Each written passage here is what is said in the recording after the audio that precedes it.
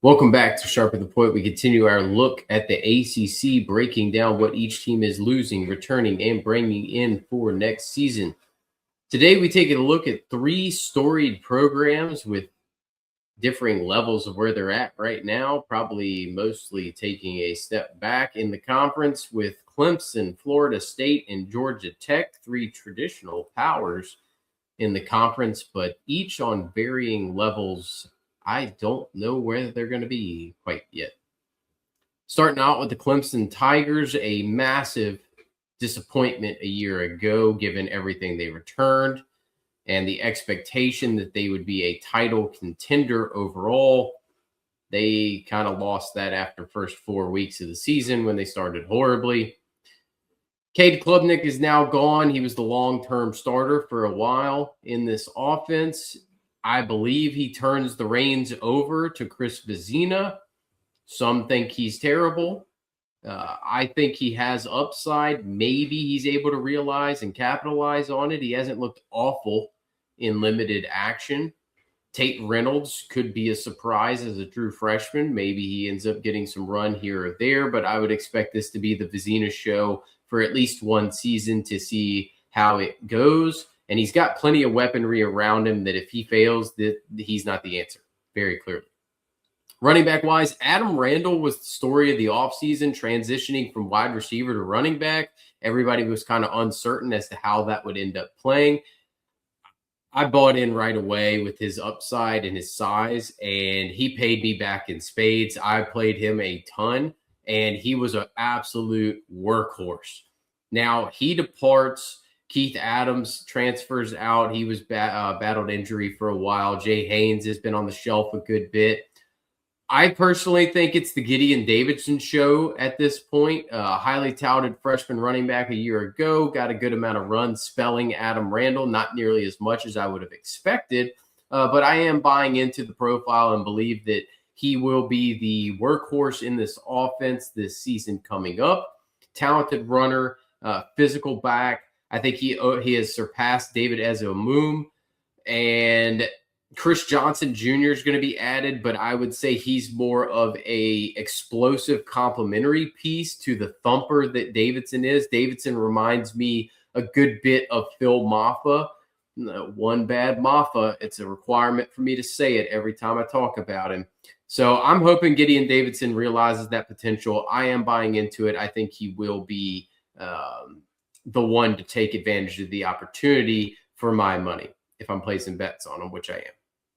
Wide receiver wise, they do lose Antonio Williams, but I always kind of felt he was the third piece in the room. The two stars of the show are TJ Moore and Bryant Wesco. Bryant Wesco had the scary neck injury last season.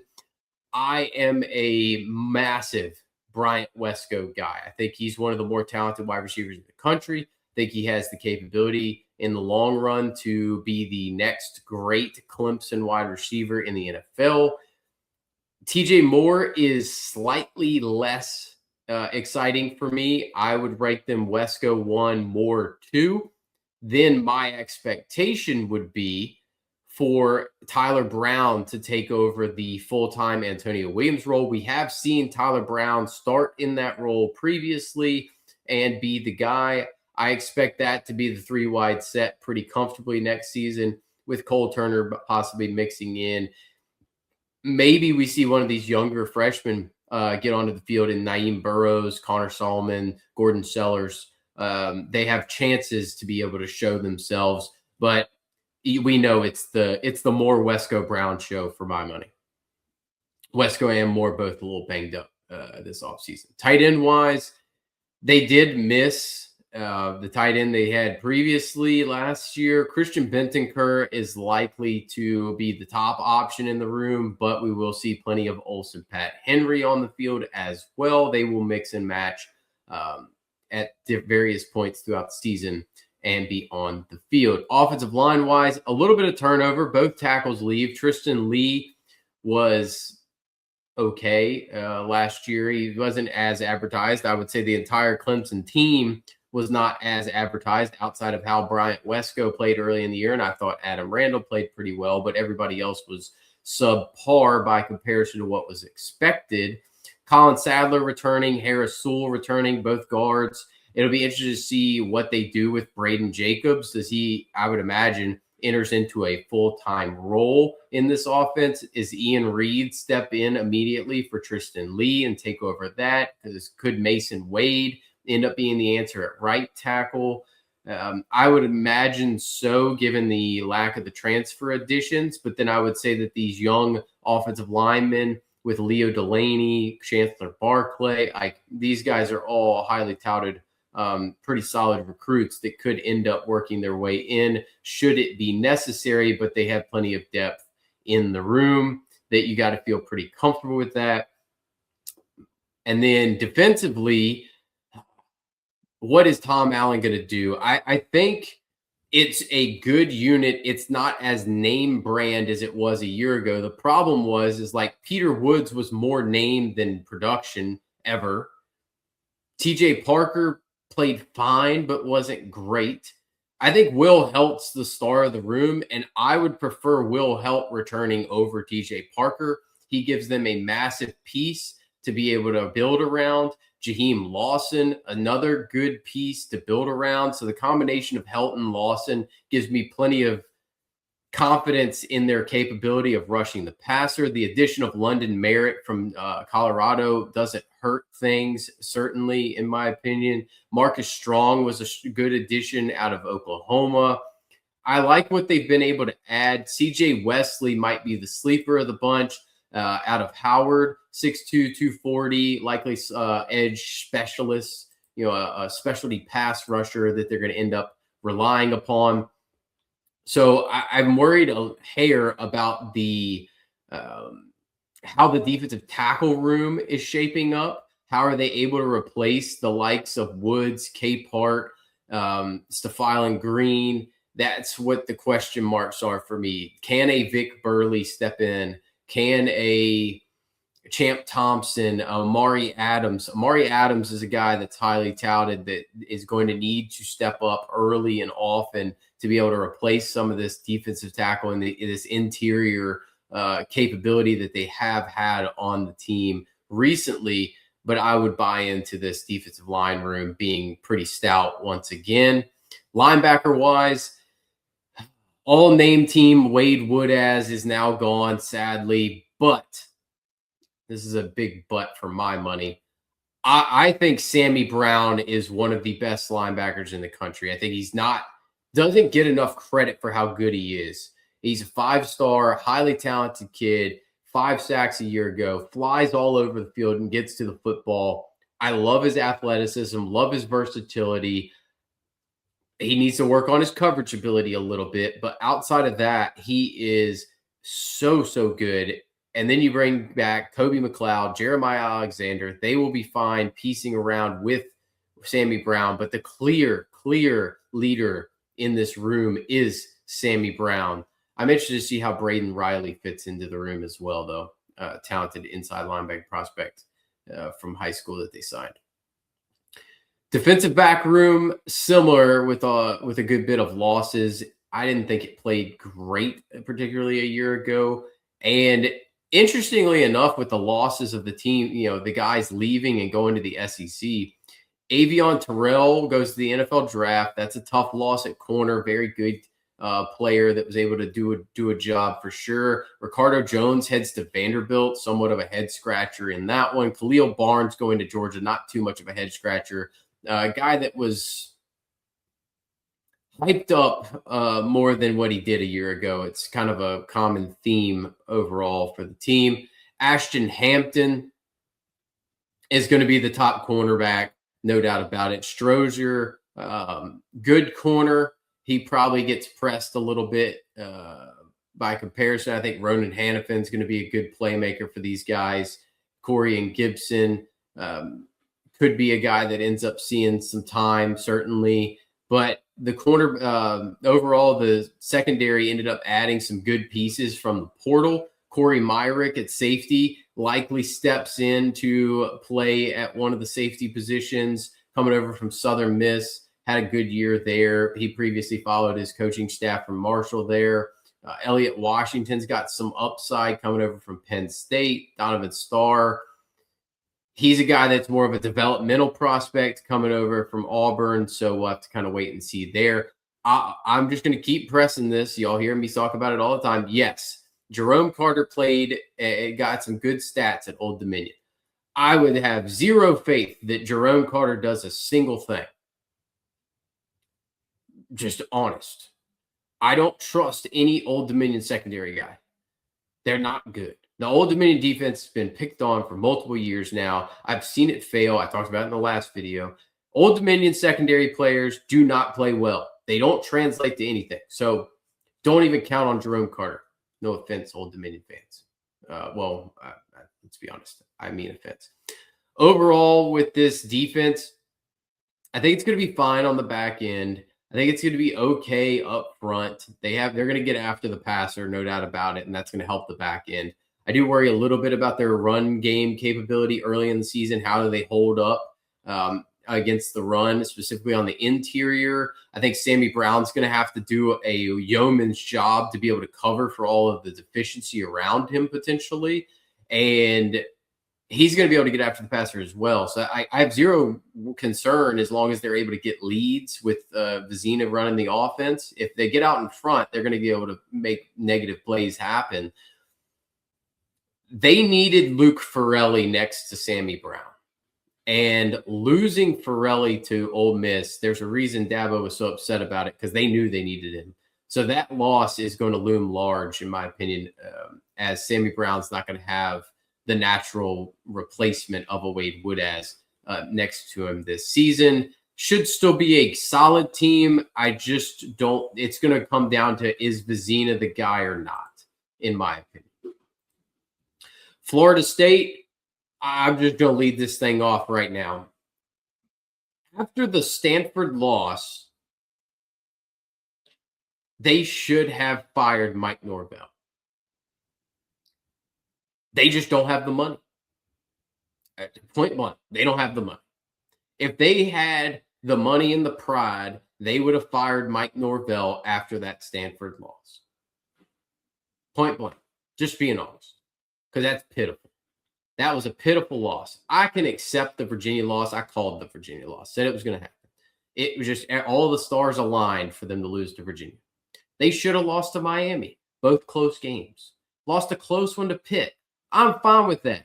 You lose to freaking Stanford, you deserve to be fired. Other than that, it was all losses they should have taken. So, if anything, they really should have lost to Bama. But they played out of their shoes. Tommy Castellanos now gone. He was always a weird fit. I mean, I know he fit the offense and what Malzahn wanted to do, but he can't throw the football. So they replaced him with basically a poor man's version of Tommy Castellanos and Ashton Daniels, who stinks. He came up from Stanford, went to Auburn, can't throw the football, could not get it to Cam Coleman, who is, no offense to Deuce Robinson, Cam Coleman is really good. Really, really good. And he couldn't get the football to him. I don't think he's going to be able to get the football to Deuce Robinson well enough. But, hey, they don't have money. They can't go out and buy players that they actually need. So you end up with Ashton Daniels, a retread who didn't make it at Stanford, who didn't make it at Auburn, and is now the starting quarterback for a program that should be good but isn't willing to have cash flow at this point. Running back wise, it was an argument that I had plenty last off season that they said this was the best running back room in the country. This running back room sucked. All right. I said it from the beginning. I thought Gavin Sawchuk was going to get the most carries in this running back room because he fit the Malzahn system the best. What did he do? He went out and got the most carries. I didn't say he was going to be good. I just said he was going to get the most carries. Go back and look at the Florida State team preview. I thought Chroma was going to end up being probably the second option. I thought Roydell Williams stinks. All right, well, Roydell Williams got banged up, didn't play. Thank goodness. He's gone now. Jalen Lucas said he was a gadget player. Somebody tried to tell me he was a good running back. He's not a running back. He's a gadget player. He's at best Chris Thompson when he was playing for the Washington football team. I'm not even going to say the bad name because apparently I don't know what that'll do to me.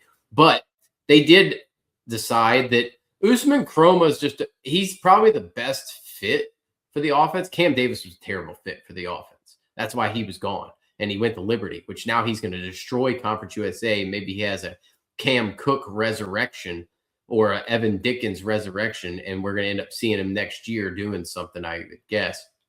But Chroma's going to end up being a guy that he's going to now have to compete with Quintravian Wisner to see who gets top billing in this room. I don't think Quintravian Wisner is a particularly good back. I think CJ Baxter was far more talented, was banged up, coming off an injury, and we're going to see it proven that Quintravian Wisner was mid at best, and CJ Baxter ends up succeeding at Kentucky by comparison. So for my money, I think Chroma ends up getting the bulk of the work. He did not find the end zone last year, but he's definitely the most talented runner. Sam Singleton probably mixes in because Lord knows that Malzahn loves to rotate players around in their system. So I would say it's going to be a frustrating situation once again with Wisner, Chroma, and Singleton because Jamari Sands is never really going to see the field other than catching some passes here or there. He's just replacing Jalen Lucas, who got a carry here and there. Wide receiver wise, there's two good ones, but only one that matters. Deuce Robinson's going to get all the targets because in a Malzahn system with an incapable quarterback, simply put, Ashton Daniels' job is to see, can I throw it to Deuce Robinson? Yes or no? If answer's yes, you throw it. If I can't, the answer is run for your life. That's what's going to happen. Mekhi Danzy, good player. I think he's a very talented, had a good season given what he was working with in that offense. I think Mekhi Danzy ends up being a good player if he was in a good system. The combination of Deuce Robinson and Mekhi Danzy is a good two-man combination. They brought in some very talented recruiting class at wide receiver. Maybe one of them ends up hitting in the long run. Maybe a Javen Boggs ends up probably playing the number 3 role. Squirrel Wright, all name team. I'm required to mention him. Still didn't do anything. Shocked, not shocked. I believe I said he wasn't going to do anything in my preview. I don't quite understand why Deuce Robinson stayed here, other than the fact that he knows that the offense is predicated on throwing the football. Like it's run it, run it, run it, run it, run it, throw it up to Deuce Robinson. I think he kind of knows that this is a one-read system that he's going to get all of the shine, and that's why he's going to stay. Maybe that makes the most sense.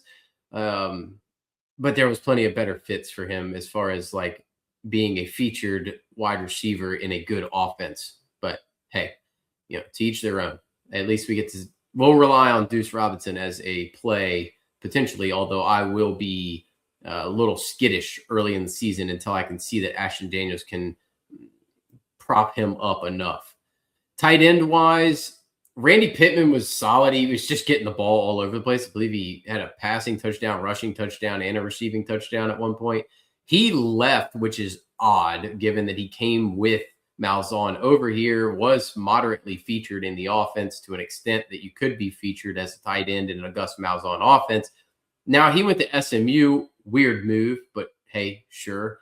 I'm going to take a wild stab in the dark and say Desirio Riles ends up being the starter here coming over from East Carolina.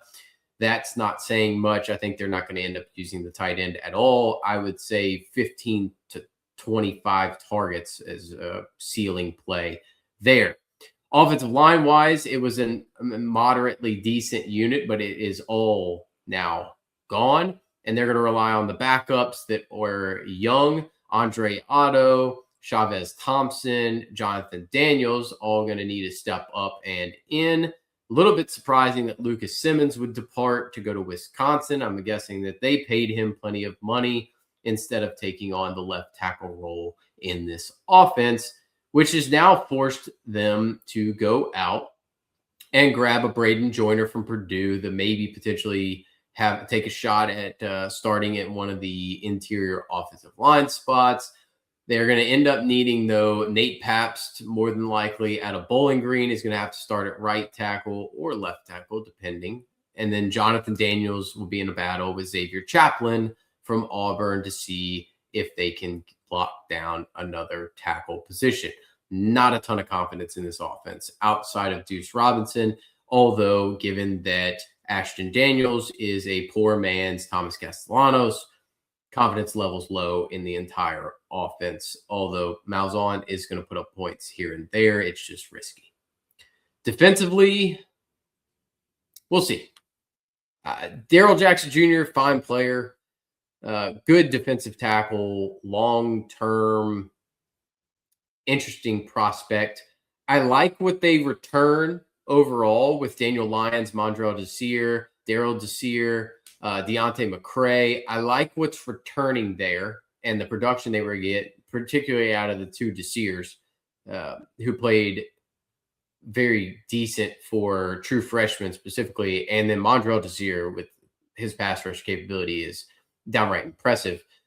They do add Jordan Sanders from Texas State. That's going to be useful. Rylan Kennedy coming over from Texas A&M as an edge rusher. They're probably going to end up needing him as part of the rotation. And then they're going to have to wait and see what these young guys are able to add to the room. They did have a host of transfers run out of the building, but I would say that they had plenty entering and plenty that is growing to be pretty confident in this defensive line unit.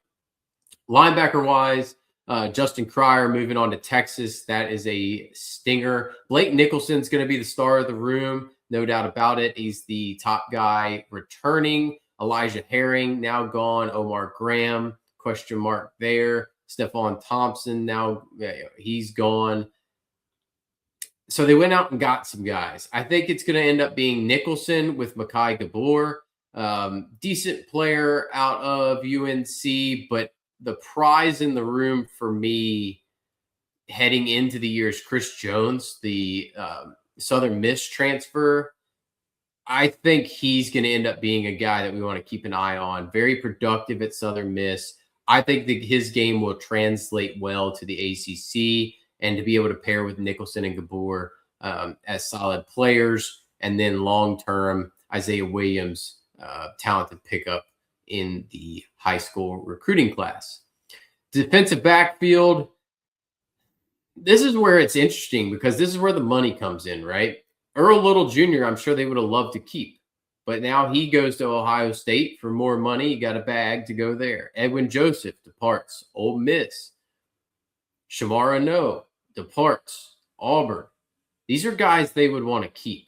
So that tells me that they're not paying to keep them, which is also why they can't afford to pay to get rid of their coach, which they needed to do. Star in the room, Jabril Rawls, no doubt about it, at corner.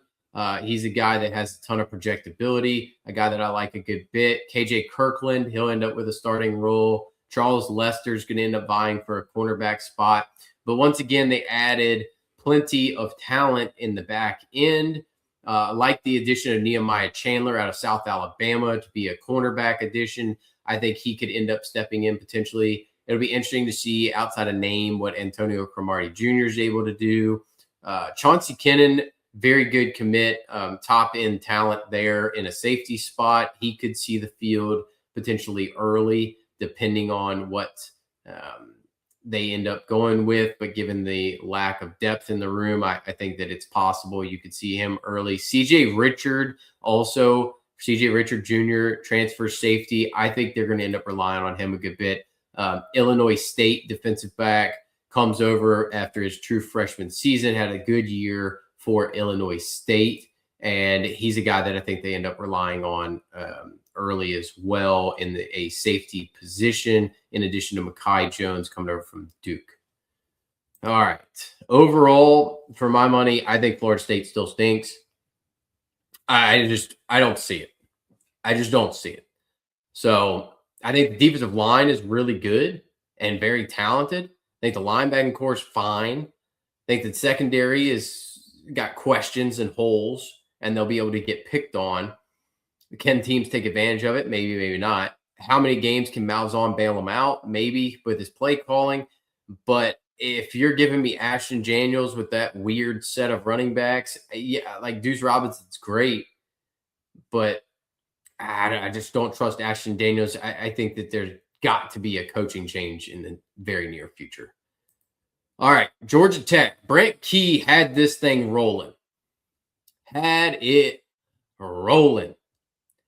Lost his offensive coordinator, Buster Faulkner, to Florida. And that was a bigger deal than many would know, given everything that went with Buster Faulkner once that domino fell. So Haynes King departed and after a fabulous run. I mean, a legitimate Heisman candidate for my money because he finally stayed healthy. And Aaron Philo was the heir apparent. He was always going to be the heir apparent. But he went with Buster Faulkner to Florida to be the starter. Understandably so, I get it. But that left a huge hole in this offense that they now are going to try to fill with Alberto Mendoza from Indiana. And he's not Fernando. We know this. So I will tell you, do I think Alberto could be fine? Yes. Do I think he can be anywhere near what Aaron Philo would have been or what Haynes King's been or what his brother was at Indiana? No. So expecting that is a fool's errand. Just pointing that out. I think this offense takes a step back. We have 3 quarterbacks that are downgrades in this episode, no doubt about it. Running back wise, Jamal Haynes was one. I could argue he might have been the biggest disappointment at running back a year ago. Just never could get it going. He's a guy that I've won a ton of money on, specifically that North Carolina, that blow up game he had where he had that long run late in the game. Just never could get it going again after that. Struggled mightily last year. I got to think he was banged up or something was wrong because he just did not look right, but he graduates. Malachi Hosley ended up taking a lot more of the work than I expected and looked very explosive doing so. He deserved more work than Jamal Haynes. I would imagine that he gets some work, but I'll be interested to see what the split is because Justice Haynes, coming over from Michigan, previously the starter at Alabama, started at Michigan, was a absolute tank for Michigan early in the season before he got hurt. Then Jordan Marshall ended up coming on strong. I think that based off of how well Jordan Marshall played, they kind of said, hey, Justice, appreciate you, but we ain't going to pay you anymore. Jordan Marshall's just as good, and we're not really worried about it. So that's going to lead into Justice Haynes taking over for Jamal Haynes. We get the Jay Haynes is swapping places.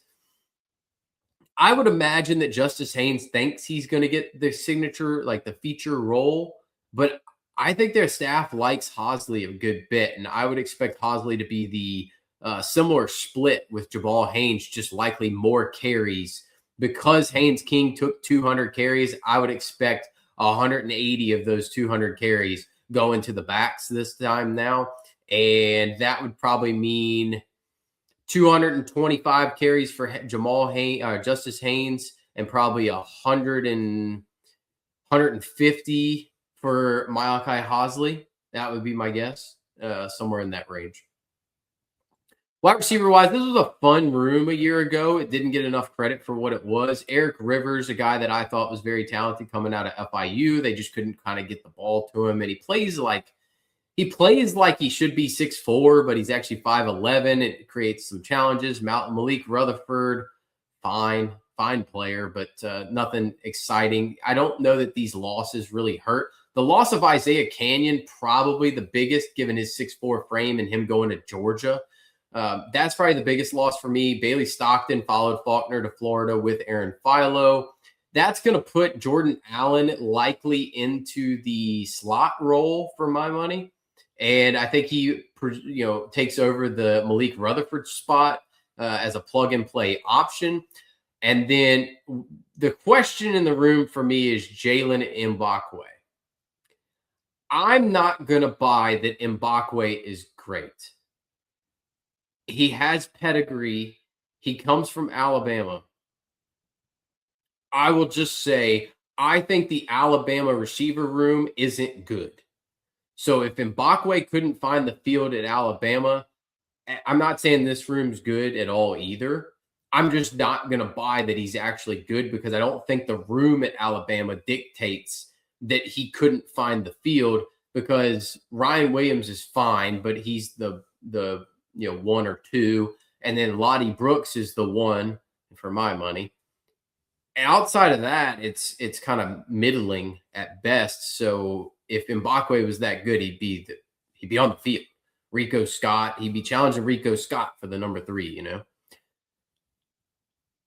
For me, I probably buy more into Isaiah Furman being the top guy, 6'4", replacing Isaiah Canyon, similar size, speed combination, almost 1,000 yards a year ago at Elon, played very well. That's more of a run-based offense at Elon. So I would buy into Isaiah Furman being the Canyon replacement, with Jordan Allen replacing Rutherford, and potentially a Plummer or Mbakwe, maybe Zion Taylor taking over the Eric Rivers role. Tight end wise, not something they use a ton. Luke Harpering would have been the guy that they would have relied upon, except he followed Buster Faulkner to Florida. See, we're just going to keep talking about these things. Gavin Harris is a fine guy. He was a decent tight end at Central Michigan, went to New Mexico State, had a solid year. So the combination of Gavin Harris and Chris Corbo, who comes from Dartmouth, big target at 6'5". I think they end up relying on the Corbo-Harris combination a little bit more this season with Alberto, trying to let him hit the middle of the field and take some safer throws, let's say. Offensive line is an interesting thing. Harrison Moore, another guy going to Florida. Like, Florida just poached the heck out of this offense, man. Outside of the graduations, what Florida took ended up hurting just as much almost, if not more. Offensive line-wise, it is an interesting case study. So the whole middle of the offense is basically gone at this point. They do return both tackles, Ethan McKinney and Malachi Carney. I do like Malachi Carney. Good player. Good player. Question for me is what do they do to fill the middle? I have to think that they're going to have to start taking some of this tackle depth and playing it inside, because Josh Petty was all the rage as the signing. I believe he was the highest rated prospect to ever sign with Georgia Tech, and they paid him a bag.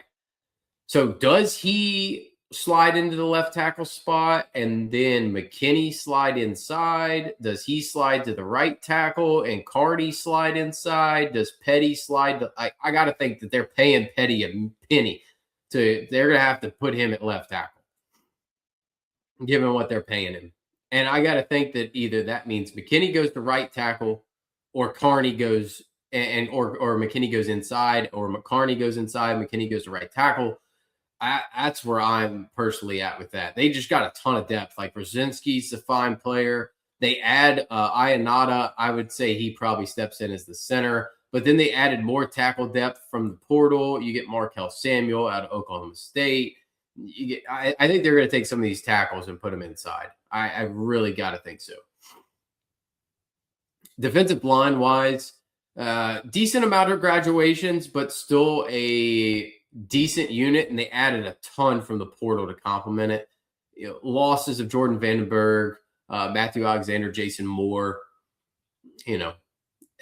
nothing crazy. I like Braden Manley. I think he'll be able to end up stepping into a much larger role. AJ Hoffler, good edge player. They got some decent edges. They added plenty more out of the portal to get some more depth.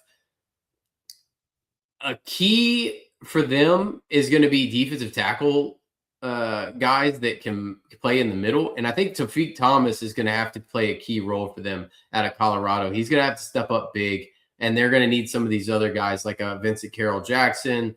Maybe some of these edges are going to end up having to kick inside a little bit here and there. Noah Carter coming over from Alabama, Jordan Walker out of Rutgers. They're going to need some of these guys to be able to kick inside to get some more rotation, because they have a lot of young guys that are maybe the young guys step up, but a lot of their defensive tackle stuff is guys that were freshmen last year that barely played. Linebacker-wise, they're still in good shape. That's why they didn't add anything from the portal. I mean, they ended up with E.J. Lightsey, Kyle Efford, Kamen Spalding. That's your top three. They're going to continue being the top three. I would imagine that you see those guys on the field a good bit. Defensive back-wise, a lot of turnover there. Both corners, both safeties all gone. Omar Daniels was a standout for them. Both safeties ended up having to play a lot of cleanup, made a lot of tackles, given what they were facing off against. Amari Harvey, Rodney Shelley, okay corners, nothing great, but they do return some guys that played some roles. Kelvin Hill, Zachary Tobe, Daquan White. It wasn't a great unit, to be honest with you. I think you're going to see some of these corners play right away. I think Jonas Duclana is going to end up playing some out of USF. Maybe some of the young guys end up mixing in, but I just don't like this back end a ton. I'm going to have to wait and see how they play. Maybe it's like a Tay Harris who gets a long runway as a start, as starting strong safety. More than likely, they're going to need to fill in next to him, but they don't have that experienced voice at the safety position that I'm be curious to see what they end up doing with it. So I don't love this is a dark horse title team for me a year ago in the ACC. They ended up playing out pretty well until they dropped that heartbreaker to NC State, and then they dropped a few more, but not a team that I'm really going to buy into because of the turnover, because they don't have Aaron Philo. It's very similar to like what we saw with Boston College, where Lonergan's now gone. Not too dissimilar from Duke, where I would feel a lot more confident if Philo was still there and I was able to buy into the running back situation. If Isaiah Canyon was still there, like, it's not too dissimilar from those situations. I would slot Georgia Tech in probably behind Duke, right around Duke, maybe just ahead, because I really can't stand Walker Eget. Apologies if you have to deal with from the previous show, but yeah, I think Georgia Tech takes a step backward. Florida State probably remains in the doldrums, maybe a slight step backward for them, and then maybe a step forward. I don't know. But it's going to be nothing pretty. And then Clemson is the big question mark from today.